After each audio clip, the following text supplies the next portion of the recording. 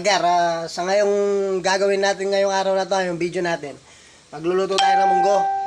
Ayan, pinalambot na yung munggo. Kaya palya, tsaka may inuna nung naluto yung galunggong mga gar. Ngayon, ginigisa ko yung bawang, sibuyas, kamatis, tsaka bagoong mga gar, no? At ito, ilalaglag ko na tong bittersweet na ampalayas. What? Ampalayas. Kaya tinawag ko ampalayas mga gar. Layas ng layas kung saan tumutubo mga gar, kaya ampalayas. Ito yung bittersweet. Yung may pait siya pero may tamis pero mapait. Huh? Update ko kayo maya-maya konti. Chill lang kayo dyan, no? Gigisa-gisahin ko lang to. Ha? So yan mga gar, no? Hinihintay natin medyo dumalisay yung palaya, no? Medyo malambot-lambot na to, no? May kamatis, sibuyas na rin yan, no mga gar. Pagkatapos mga gar, no? Ibubuhos na natin tong pinakuluang munggo, no? Yeah. Siyempre, bago natin gisayan mga gar, palambutin muna natin yung munggo, no? Para madaling lutuin mga gar. Tapos ito, may mga may mga gulay-gulay na rin yan, no? Tapos siyempre, lulugusin natin tong daon ng malunggay. Masarap kasi may daon ng malunggay yung munggo, no mga gar. Lulugusin ko muna gar. Ito mga gar, kailangan tanggalin natin yung daon ng mga gar. Ilalagay natin sa munggo to, no? Masustansya to gar. Ito yung daon ng makaya. Daon ng malunggay mga gar, baka maniwala naman yung iba nating viewers dyan, no? Daon ng malunggay ito, no mga gar. Ito yung napaka rich in vitamin, no? Vitamin rich. Siyempre masarap sa munggo to mga gar. Kaya pwede rin naman gumamit ng daon ng sili, daon ng ampalaya, no? Daon ng saging, daon ng akasya, daon ng mangga.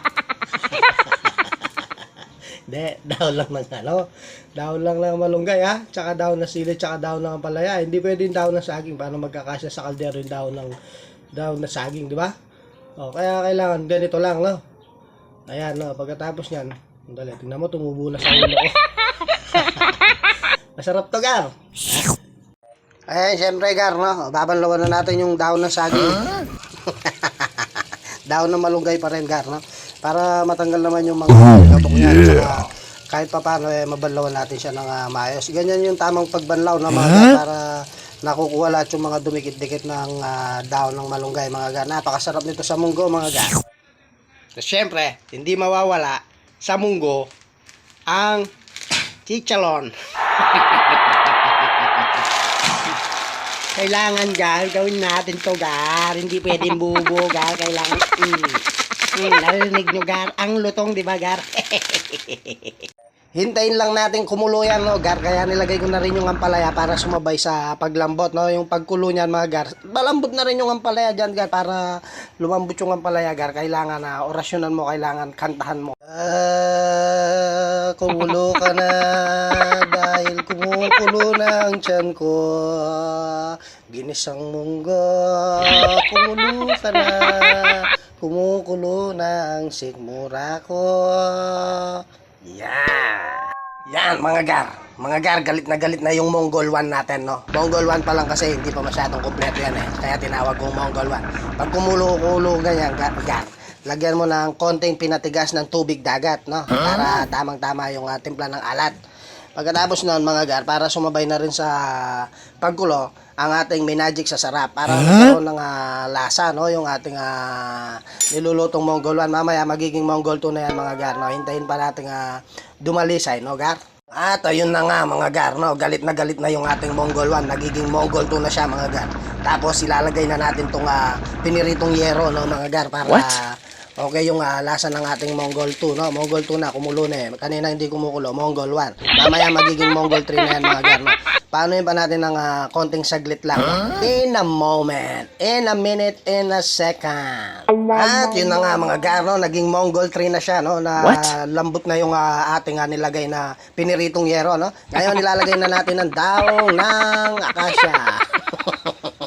Malunggay mga gar, baka maniwala naman kayo, no? Ayan, napakasarap niyan mga gar na ihalo sa ating munggo. Pwede rin sa tinola to, no? Yung dahon ng malunggay, no? Number 1 sa tinola yan mga gar, no? At hintayin natin maya-mayang konti, tikiman na tayo mga gar. At yun na nga mga gar, no? Luto na ang ating Mongol 3 mga gar. Tikiman time na mga gar.